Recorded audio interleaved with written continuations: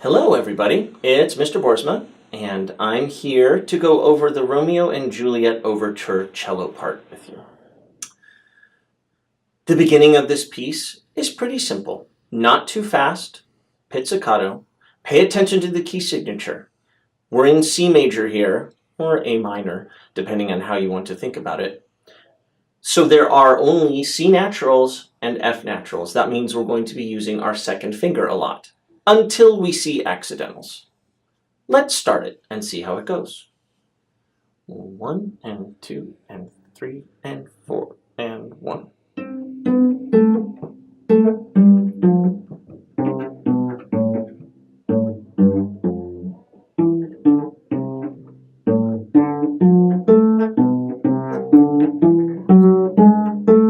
Aha! In measure 4, we have our first accidentals. But you'll notice that the arranger has politely written in how we are supposed to play this. X2. X2 means we're going to play in extended position. Extended position for us means that we have our first finger where we would typically find it, but we are going to move our other fingers up by half a step. Take a look at what's happening with my left-hand fingers. First finger's on the yellow tape, second finger's on the white tape, third finger's on the red tape, fourth finger's on the blue tape. That's regular position, and what we're used to playing in most of the time. But to extend, we're going to move all of our fingers up one tape except for our first finger, which is going to stay right where it is. There's a little trick to this. Not only are our fingers moving, but our thumb is moving as well, so that you can see how this works. I'm going to turn the cello to the side. My first finger stays where it is. My thumb comes off. All of the fingers move up with my thumb and come down on their corresponding tapes. If I reverse, this is coming back to regular closed position. Extended, closed. Notice my thumb stays opposite my middle finger the whole time. They move as a unit. Frontwise view, it looks like this. Can't see my thumb moving, but I promise it is. That makes this a lot easier to deal with. The idea with the extension is that this is regular position for my fingers. This is extended. The distance between these three fingers does not change. The distance between my first and second finger do change.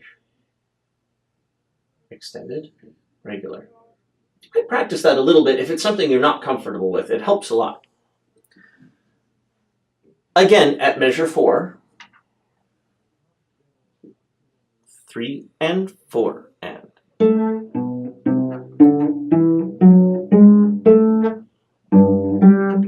Going on, I'm back in regular closed position.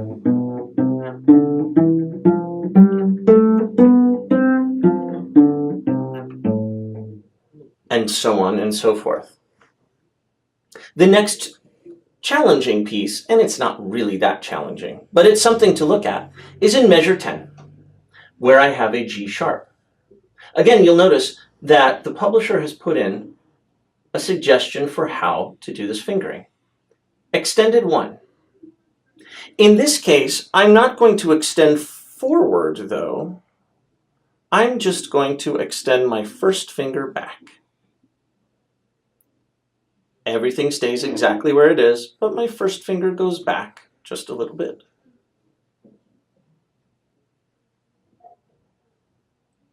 To play this,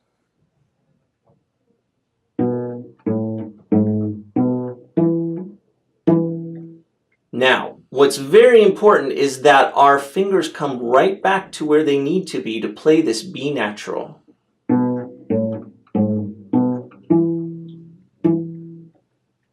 Be very careful, because if you move your whole hand back and forget to move everything back, you're going to sound very out of tune. I'll play it one more time. Measure 10.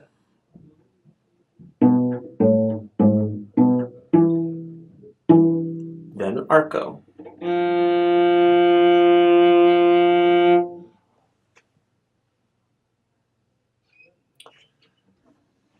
The beginning of the piece is not very difficult. And really, most of this piece isn't terribly bad. But going into measure 29 can be a little bit of a surprise. We need to make sure that we're counting correctly so that we can play the correct rhythms. It gets faster, and it should, because this is the exciting part of the piece. I'm going to begin at measure 29. Pay attention to what I do with the bow.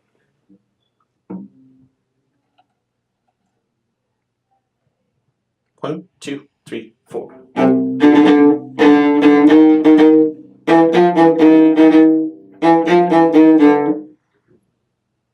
The first thing to pay attention to is right at the beginning of measure 29.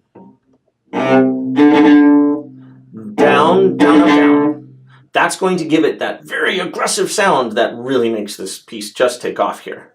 I kind of hit a couple of other strings while I was doing that, right? A little bit, that's okay if that happens. Or at least you want to err on the side of having the energy for this piece rather than, oh, I'm scared, I'm not sure. No, that's not going to work. This is forte, and it's a very aggressive part of the passage. Now, what happens in the next measure? In measure 30, we have this odd note, D sharp. We don't see this one very often. And similarly to our G sharp from earlier, we have a fingering suggestion, extended 1. It works exactly the same way. Rather than our finger being on our yellow tape, it's going to be back here by this little white tape back nearer the nut.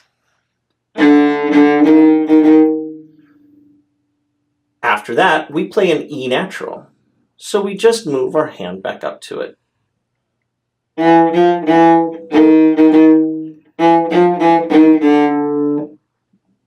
That's going to be the easiest way to get through this at this time. I'm going to play that part of the passage one more time so you can watch.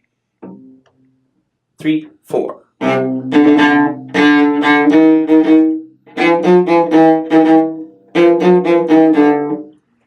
Good. Now, we have a series of 16th notes coming up that come fairly quickly and have extensions. I'm going to play from the last portion of measure 32, going into measure 33. 3, 4.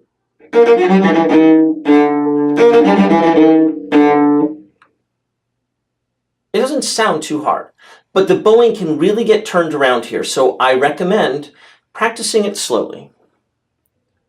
Down, up, extend, 1, 1, down, up. There's a lot once you start really thinking about everything happening here. We have an extended first finger on the A string. We've got to cross strings and make sure that the extension is still good so that we play an in-tune G. Then we play an E natural. So we don't want to be an extension there, but just a second later we do. So there's going to be a lot of moving our fingers around. Take a look at my fingers on my left hand. Just the fingers. I'll show you how this works. Extended 4, not extended, extended.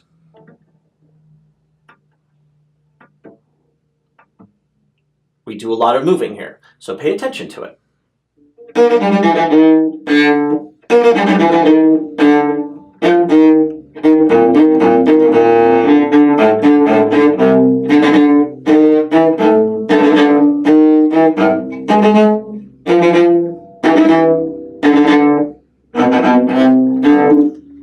Etc., etc. I actually played those last two notes with the wrong rhythm, which is why practicing this part here is so important to do slowly and over and over and over so that you really get the rhythms correct.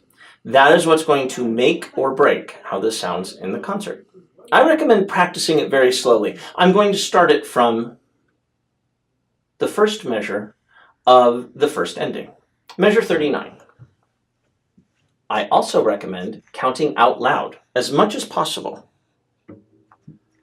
1 and 2 and 3 and 4 and 1 and 2 E and a 3 E and a 4 E and a 1 E and a... See, I made a mistake myself right there. It's hard to play and count at the same time. Let's try it again. 1 and 2 and 3 and 4 and 1 and 2 and 3 and 4 and 1 and 2 and 3 and 4 and 1 and 2 and 3 and 4 and 1 and 2 and 3 and 4 and... Piece of cake, right? You guys can do that easily. It's actually going to take some practice, but once you can count and play at the same time, you know you've really got it nailed. And then you'll be able to speed it up incrementally. Let's go on to measure 43. I'm at the top of page 2. Third measure in, this is the first measure of the second ending. Nothing terribly hard, we're just here at half notes, but watch out because we have that extended first finger again. And because they're longer notes, you're really going to hear, if it's not in tune, 2, 3, 4.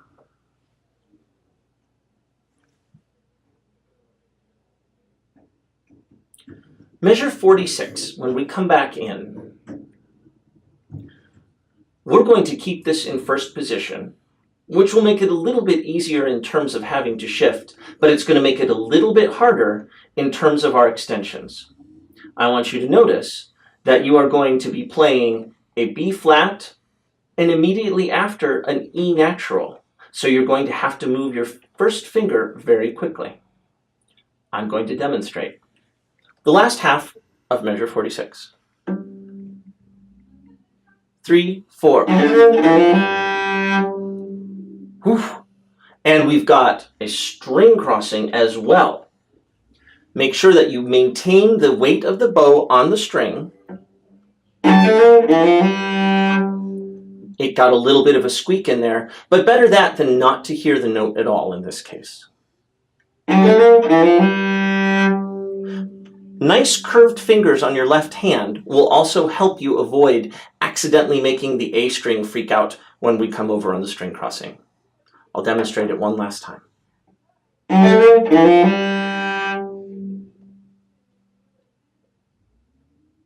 Going on. Not very difficult, but pay attention to where we have extensions and where we don't. Remember, an accidental applies to every note in that measure, but as soon as you're out of the measure, the accidental goes away. We don't have any B's following measure 48. But if we did, they would be back to B naturals. Notice at measure 51, we have an F sharp. The next F in measure 51 is not labeled as a sharp, but since it's in that measure, it's also a sharp. I think most of you know that already, but it's good to point it out. And look what happens. F sharp, F sharp, F sharp, F sharp. Those are all going to be your third finger. But take a look at C. Notice there's no sharp in the key signature. So we're going to play that C natural. That actually makes this very easy for us to play because it's simply third finger and second finger. I recommend holding them both down while you play these notes. Let's take a look at measure 51. I'm going to demonstrate. Third finger, second finger. Nicely curved so that my third finger isn't accidentally touching the A string. Look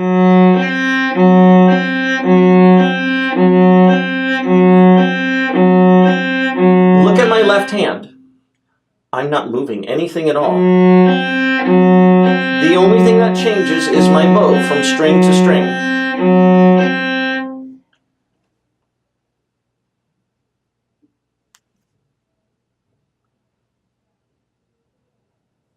Measure 61. We're back to a quicker scale, but this is a pretty easy one for you guys. It's just as if it were a G major scale, but we're going to stop on the F sharp when we get to the first beat of 62.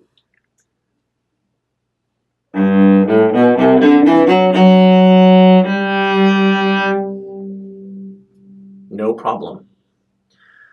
Let's talk about playing long notes here for a moment.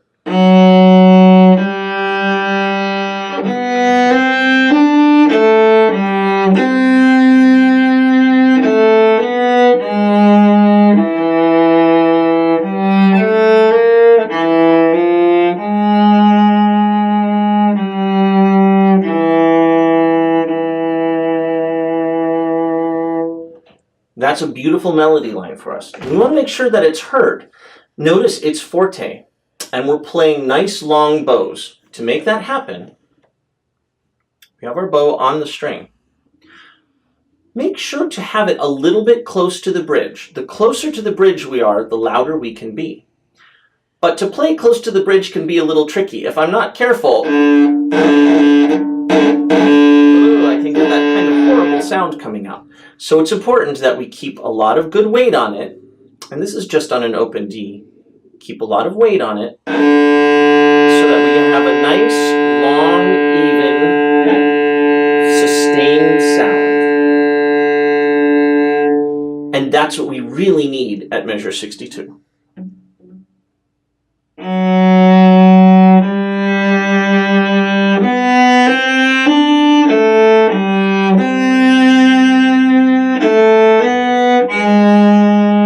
Notice at measure 66, we have an extension. We extend our fourth finger.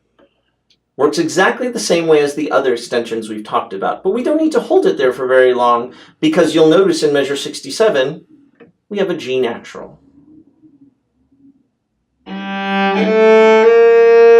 But there's a B flat there, so be watching out for it, especially since in measure 68, we go back to E natural.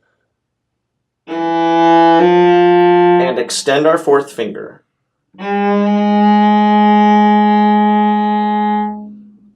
Play with your third finger, this G. It looks a little strange, but if you just keep it right there and play third finger, and then we come back to our first finger in regular first position in measure 70. You'll notice there's a little dash next to the 1 in measure 70. That means you're shifting to first position.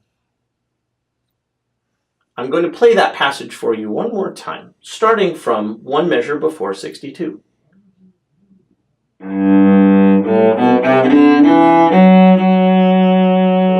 what did Mr. Boersma do? He played that F as an F sharp. This is super important that that doesn't happen. When I make a mistake when I'm playing, I find the best thing to do is stop right there, identify the mistake, mark what it is that I need to do differently. I'm going to play that with a 2. And I might even mark that it's an F natural, just so that I remember that. Now, I won't ever make that mistake again, and I won't practice it wrong, and it won't sound off at the performance. Let's try it again.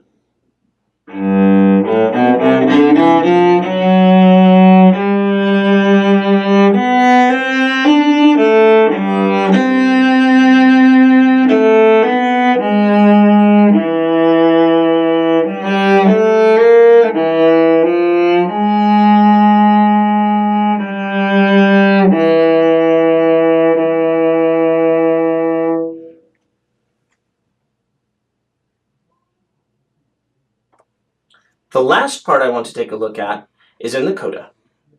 Measure 87. Notice I have that notation of the dash and the 1. Looks like a -1. It's not a minus. It actually means I'm shifting. My first finger is going to be playing C natural. Let's take a look at that. C natural would usually be played with fourth finger on the G string. That's on the blue tape. I'm now going to move my first finger and play there. Then on the D string, I'm going to use my fourth finger. Also on the D string, 3, 2, and 1 for the next notes. This is third position, and it can be a little confusing. This is what it looks and sounds like. 3, 4.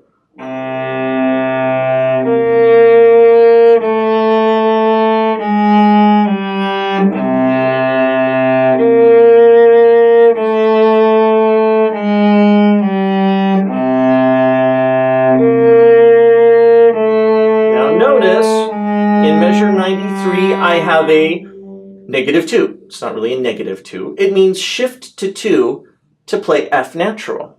Well, that just looks like this. back to regular, comfortable first position. That's where I would play F natural.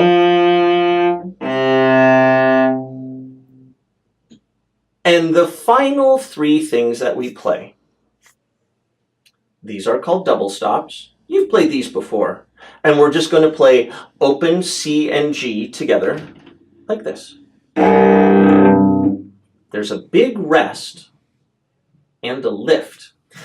Mr. Tusi may want to have complete silence there, in which case we would do this. And we would stop the strings. But he might not. In that case, it would just be down, down, and we hold and hold and hold and hold, and probably we would come to an up bow again on that last measure and all end on a giant up bow. Mr. Tusi will let you know how he wants to handle that last measure with that bird's eye fermata. That's all for Romeo and Juliet. I hope this helps.